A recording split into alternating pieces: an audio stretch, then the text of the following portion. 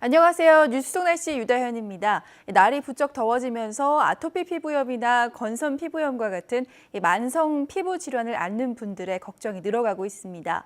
강한 자외선과 높은 기온, 또 과한 땀 분비, 에어컨 같은 냉방 등도 아토피 피부염을 지닌 환자들에게는 질환을 악화시키는 요인이 되기 때문인데요. 여기에 짧아진 옷차림으로 인해 피부 증상이 바깥으로 드러나면서 주변 시선으로 인한 스트레스까지 더해져 더욱 어려움을 겪고 있습니다. 오늘은 디오네 클리닉 김고은 원장 모시고 여름철 아토피 관리 방법에 대해서 이야기 나눠보겠습니다. 원장님 안녕하세요. 안녕하세요. 네. 자, 어린이 아토피뿐만 아니라 성인 아토피까지 국내에서 아토피를 앓고 있는 환자가 매년 증가하고 있다고 하는데요. 현재 아토피로 병원을 찾는 환자는 얼마나 되나요? 최근 어린아이를 비롯해 성인까지 아토피 피부염 질환을 앓는 환자가 증가하고 있습니다. 매년 거의 10%씩 환자 수가 증가하고 있다고 하는데요. 국민건강보험공단에 따르면 2008년에서 2012년 연평균 진료 인원이 100만 명이 넘었고, 이 중 9세 이하의 소아 아토피 환자들은 50만 명 정도로 전체 아토피 환자의 절반 정도 되는 것으로 나타났습니다. 아토피 피부염 증상은 주로 생후 2개월에서 36개월 사이에 가장 심하게 나타나는 것으로 집계되었습니다. 네. 그렇다면 이렇게 증가하는 이유에 대해서도 궁금한데요. 어떤 이유 때문인가요? 아토피 피부염의 발병 원인은 아직까지는 확실하게 알려져 있지 않은 상태입니다. 임상 증상도 피부 건조증, 습진 등으로 다양하게 나타나기 때문에 발병 원인이 어느 한 가지로만 설명될 수는 없지만 환경적인 요인과 유전적인 소인, 면역학적 반응 및 피부 보호막 이상 등이 주요 원인으로 여겨지고 있습니다. 이렇게 여러 가지 이유가 대두되고 있지만 가장 많은 영향을 끼치는 요인으로 스트레스를 꼽을 수 있는데요. 인체는 지속적으로 스트레스를 받게 되면 조절력이 저하되어 다양한 질병으로 이어지게 됩니다. 특히 과도한 스트레스를 받게 되면 스트레스 호르몬인 코르티졸이 증가하고, 이 영향으로 인해서 항체 생산 능력 저하, 림프구 기능이 저하되어 면역력이 따라서 저하되는데, 이것이 성인 아토피로 이어지는 것이라고 생각되고 있습니다. 네. 건강한 피부를 지닌 분들도 여름이면 유난히 또 땀띠도 많이 나고 또 전에 없던 가려움증도 생기거든요. 그런데 아토피가 있는 분들은 얼마나 더 이게 심할까 싶은데요. 어떤가요, 그 고통이?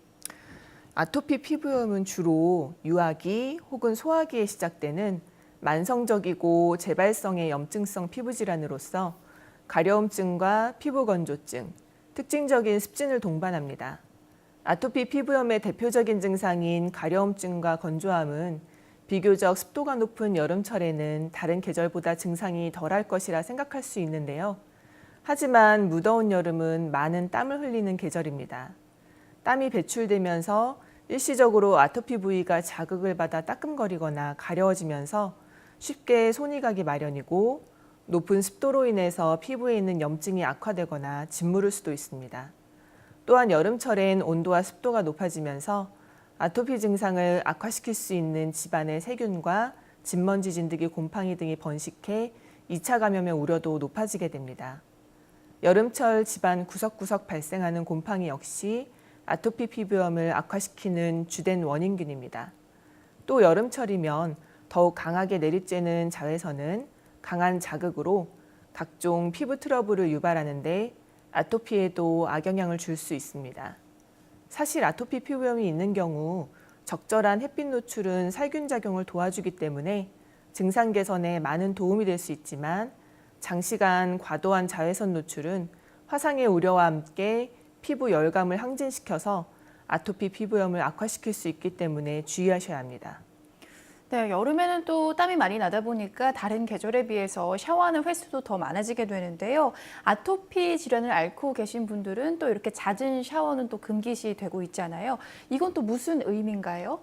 아토피 피부염을 앓고 있는 환자들에게 잦은 목욕은 오히려 피부를 건조하게 만들어 좋지 않습니다. 또한 샤워 시 사용하는 여러 세정제들이 아토피 피부염을 가진 민감한 피부에 작용해서 더 자극이 되기 쉽습니다.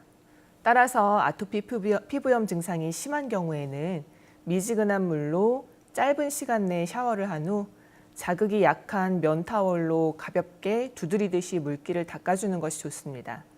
특히 때를 미는 목욕은 피부 각질층이 벗겨지면서 많은 수분 손실을 일으킬 수 있기 때문에 아토피 피부염 환자들에게는 금물입니다.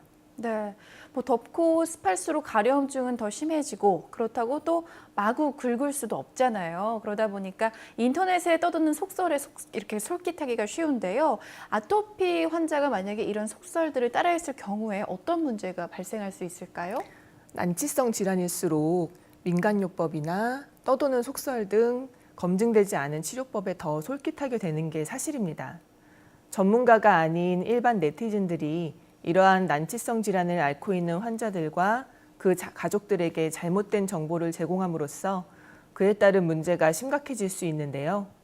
특히 우리나라 사람들은 음식이 피부에 많은 영향을 준다고 생각하고 있어서 음식과 아토피 피부염에 대한 속설이 참 많습니다. 그런 걸 보고 특정 음식을 피하는 분들이 많지만 음식과 아토피 피부염과의 연관성은 정확히 밝혀진 것은 없습니다. 정확히 알려면 해당 음식을 먹은 다음 검사를 받아야 합니다. 영향이 있다고 해도 사람마다 다르기 때문입니다. 어떤 이야기든 맹신은 금물입니다. 가장 좋은 방법은 전문의를 찾아가서 꾸준히 치료하고 관리하는 것입니다. 네.